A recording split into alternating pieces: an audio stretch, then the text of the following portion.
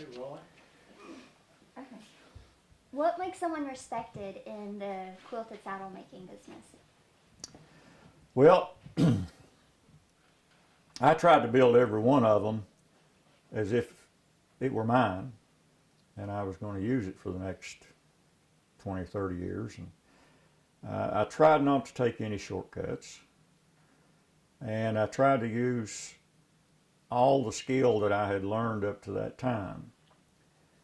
And I've thrown away seats that I thought the stitching was crooked, or that I thought one needle hole was too close to another and it would weaken. I've thrown away several seats. And I tried to use high quality leather. And I say Herman oak leather. There's some tags over there. Darryl, you see those tags over there anywhere around that grinder or that countertop, little plastic, little package of tags. It'd be in a, well, anyway, I'll get them in a minute. But it's a little tag they used to send you that certifies this is Herman oak leather. And I think if you do that, and you do it consistently, and you try to be honest with people, you get a respected name.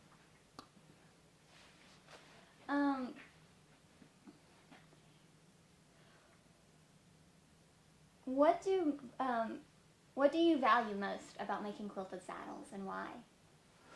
Well, I always loved to make them for people who were going to use them, or wanted to hold on to them because of sentimental value, family value. I wanted people to be familiar with these saddles. I wanted them to experience the ride, and I wanted hopefully somebody to get interested enough to learn to make these things. It was not a thing that I ever got into just to make money, because it's too hard. The work's too hard. I would have done something else if it was just to make money. But they're so pretty when they're finished, when they're new.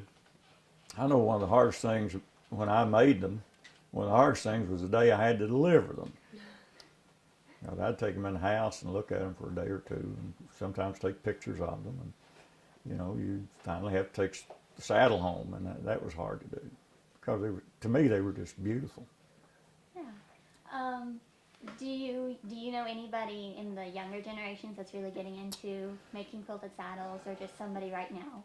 I don't know of anyone besides Mr. Grimm, Danny Grimm, and myself, who makes these saddles right now in Eastern. Of course, there could be people that I don't know.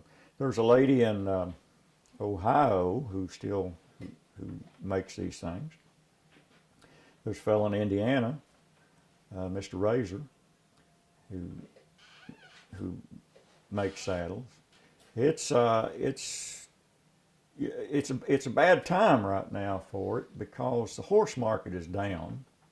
You know, horses that brought a good price just 8 or 10 years ago are almost worthless now, and people have seemingly lost an interest in trail riding, and they don't have the interest in horses that used to be here, and so that affects the saddle business. And I could go back 10, 12 years ago, and I would get 3, 4 calls at least a month of people who wanted a saddle made. That doesn't happen anymore.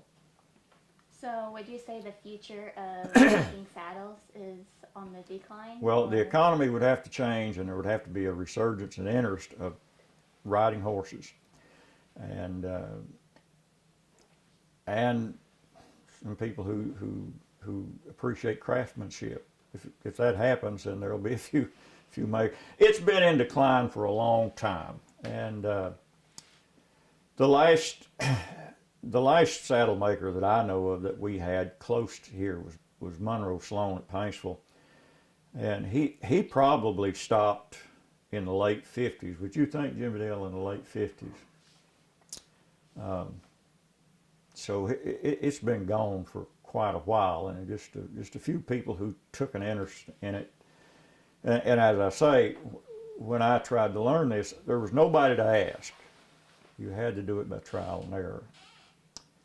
And I'd like to help somebody learn it if they wanted to. Going back to the idea of being Appalachian, like we said in the very beginning, is there anything that you wanted to add concerning being Appalachian and being a quilted saddle maker and just along those general lines? Well, I'm sure saddles were made all over Kentucky a few generations back, but it seems like some of the more notable ones were from eastern Kentucky, and it's a craft that I think we should celebrate, and a tradition we should try to hold on to, because they are so unique, and especially to eastern Kentucky. And it was before my time, but there's so many examples of doctors who got on a saddle horse with one of these saddles to go see a patient, or a preacher riding a circuit with one of these saddles, or a mailman carrying the mail. They all, if you could go back in time, they had one of these saddles. Somebody going to town to do business. These saddles were designed, and I think this is kind of interesting. They were designed so that a man could get cleaned up on Saturday and go to court, or on Sunday go to church with a suit on, and he could ride a horse on a hot day, and when he got off, his suit was not soiled. The big fenders kept him away from the horse. So you get off that horse and you didn't smell like a horse, you didn't have hair all over you. And they were designed for that. And that's what went on all over Appalachia. And it's worth holding on to me. Are there any other horse culture aspects besides the saddle making that are required for it to go back to being on the incline instead of the decline besides just the saddles? Is there anything else that you would need? Well, I'm not sure I understand the question now. Could you go with that again? Yeah. In horse culture, is there multiple items that you would need besides the saddle for? Well, harness, of course. Yeah. And most of these people who made these saddles worked in harness shops. Monroe Sloan made harness, and I've heard different people say he made housing that fits on top of the hames of harness, and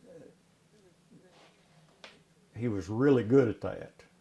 And I've heard different people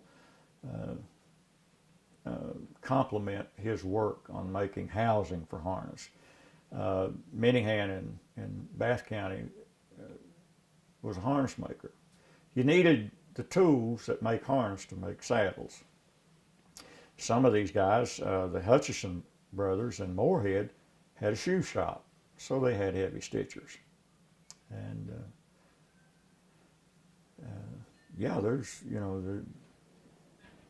there's a lot of things that go in to support the horse business. And if you're going to have a horse and use him the way these people used horses, then you had to have harness, and you had to have a saddle. You had to be able to shoe your horse and take care of him. I've often said none of my horses are broke to harness, and I've often said if my granddad were alive today, there's a set of harness out there, by the way. If he were alive and able, the first thing he'd do is hook every horse out there, and if it didn't work, he'd tell me you need to get rid of that. They didn't keep them they didn't keep horses because it was fun. They had to have the horses. I remember one time trying to get one of my relatives, older relatives, to ride a horse I had, and he was quite a bit older than me, and I was just probably a young teenager. And he said, he said, I know that's fun for you, and it's a game. But he said, I followed one of those things for 1,000 miles in a cornfield. He said, I don't want to follow them anymore. So it was a necessity for them. Is there anything that you want to revisit or want to add that I didn't mention at all? I've given you about all that I know, except if you want to get into some of the makers, the people in the area who were makers, I could mention some of those if you want to hear them. Well, we had in Elliott County, around Sandy Hook, one of the earliest makers I know of there was a fellow named R.F. Hutchison, called Bob Hutchison, and he was a very skilled saddle maker. If you're in Ashland and you visit the Highlands Museum on Winchester Avenue, you can go upstairs, and there's one of his saddles that's stamped R.F. Hutchison in one of the corners. It's real good shape. And it's worth seeing because he was a very good saddle maker. He's one of the older ones. One of my favorite saddle makers that I thought had some of the most skill was a fellow named Perry Foster who lived in Sandy Hook. He had his own unique pattern. I don't have one here in the shop, but he built these saddles, and he was a very good craftsman, especially in shaping the hair on the seats. I had the opportunity to talk to his daughter and his son-in-law, I guess, about 15 years ago. She was in her 80s then, and she recalled working in the shop as a girl and helping her dad stuff some of the seats. And I told her how much that I respected his work, and I still like to run into Perry Foster saddles.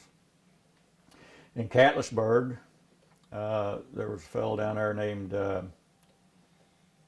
John B. Sanford, and a lot of people here in this area had Sanford saddles.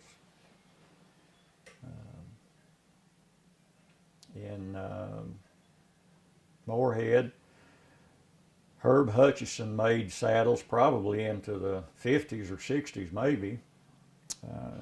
He worked with his brother, I think, in a shoe shop, but he was a saddle maker, and you're pretty apt to find some of his saddles in that area, and they're stamped Herb Hutchison.